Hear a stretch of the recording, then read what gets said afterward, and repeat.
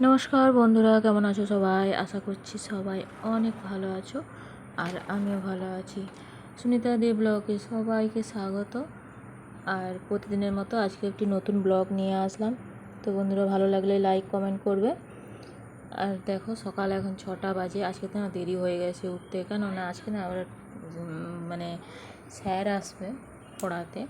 তো আমার আজকে উঠতে দেরি হয়ে গেছে, 6:30টার সময় আসবে। তো তাড়াতাড়ি করে সমস্ত কাজটা সেরে স্যার এসে গেছেন। স্যারকে টিফিন দিলাম।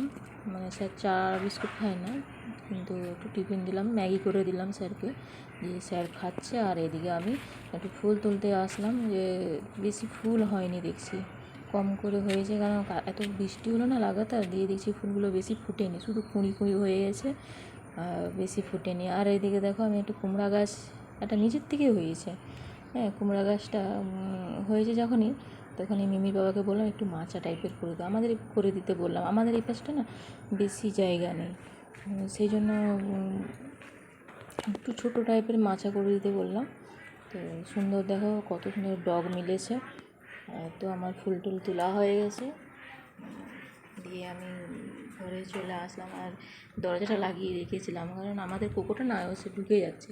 দিয়ে করে ও দুধ আছে, ও সেবারে দুধ খেয়ে নিয়েছিল, সেই জন্য আমি দরজাটা বারবার ধরে লাগিয়ে দিই, কারণ নাহলে ও সব খেয়ে যাবে। আর এদিকে দেখো, সকালবেলা স্নান টান হয়ে গেছে, এখন বাজে 9:30। স্নান টান হয়ে গেছে, পুজো কমপ্লিট হয়ে গেছে। এখন আমি যাচ্ছি মাছ আনতে। যে মাছ নিয়েছি, এবং কোনো মাছ পাইনি। সেই মাছ, চিংড়ি মাছ খুঁজছিলাম, পাইনি। এটা হচ্ছে পায়রা মাছ, এটা সমুদ্রের মাছ পেয়েছি। তবে মিমির বাবা এই সকালবেলা আমি না ভাত দুটি করে দিয়েছিলাম, ভাত আর সেই ডাল ভাতে মাছ ভাজা, মানে মাছ ভাজা বলতে ওর ফ্রিজে ছিল পোনা মাছ ছিল, সেটা ভেজে দিয়েছি আলু ভাতে। আর একটু পটল ভাজা করেছিলাম, ওইটা খেয়েই গেছে। সকাল সকাল বলো, 9:30টার মধ্যে আর কত করবো। মাছগুলো কেটে ধুয়ে দিয়েছি, ভালো করে পরিষ্কার করে নিয়েছি। এখন ভাজা করব, একটু ভেজে নেব, তারপর তরকারি করব ঝাল। আর এদিকে মিমির মাথায় একটু তেল লাগিয়ে দিচ্ছি, কারণ ও শ্যাম্পু করবে বলে। তা বলছে আমি শ্যাম্পু করব, তুমি একটু আমাকে তেল লাগিয়ে দাও। তেলটা বলতে তোমার একসঙ্গে ফুটিয়েছে তোমার পেঁয়াজ আর কালো জিরা, তারপরে ওই যে কারি পাতা একসঙ্গে ফুটিয়েছে, আর জবা ফুল একসঙ্গে ফুটিয়ে একটু নারকেল তেল দিয়ে ওটা দিয়ে ফুটিয়েছে। দিয়ে ঠান্ডা করে একটু মাথায় লাগিয়ে 2 ঘন্টা রাখবে, তারপর তুলে দিবে, মানে শ্যাম্পু করে নেবে। ওটা বেশ মাথায় যখন লাগিয়েছে না, মানে চুলটা না উঠে, মানে কমে গেছে চুল ওঠাটা। এটা 2-3 সপ্তাহ লাগাচ্ছে, তো চুলটা হচ্ছে ওঠা কমে গেছে, আর খুব সুন্দর। তো ওটা লাগিয়ে দিলাম, ও স্নান করে নেবে 2 ঘন্টা পর। আর এদিকে আমি মাছটাকে ভালো করে নুন হলুদ মাখিয়ে ভেজে নিয়েছি। আর ওটা তো একটু কাঁটা, তো ভালোই লাগে, তো একটু ভাজা করেছি, কড়া করেই ভাজা করেছি। আর এদিকে সরষা, পেঁয়াজ আর রসুন একটু বেটে নিয়েছি, আর এটা ঝাল করে নেবো মাছে।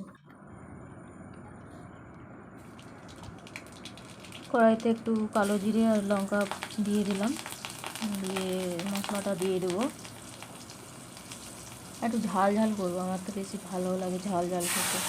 মাছের ঝাল হলে একটু ঝাল হলেও ভালো লাগে।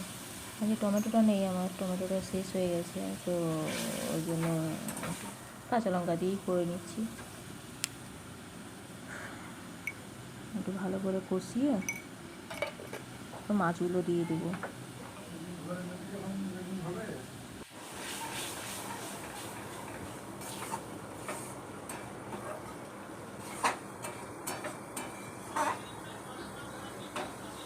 কষানো হয়ে গেছে, এখন জল দিয়ে দিচ্ছি।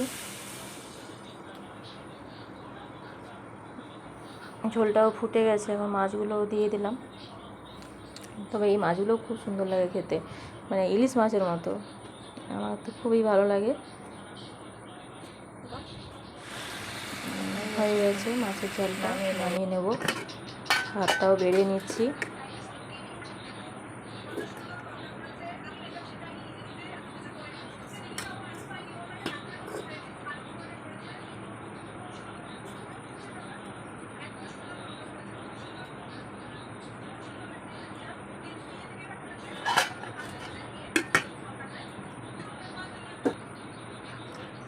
আর রান্না করেছি আজকে মানে তরকারিটা কুমড়ো আলু মাছের মাথা বেগুন টেগুন দিয়ে একটা চচ্চড়ি করেছিলাম। আর এই যে মাছের ঝাল, এটা দিয়েই আজকে খাবো।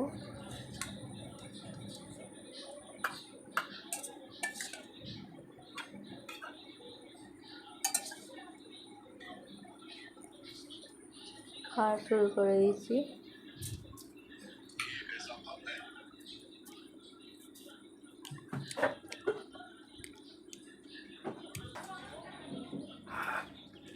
মিমিকেও দিয়ে দিয়েছি আর আমিও খেতে বসে গেছি।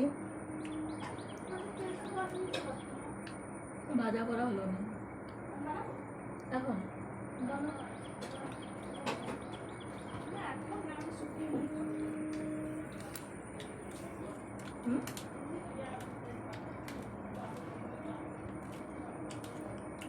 তো বন্ধুরা আজকের মতো এই পর্যন্ত, দেখা হবে পরের ভিডিওতে। ভালো থাকবে, সুস্থ থাকবে। আজকের মতো টাটা।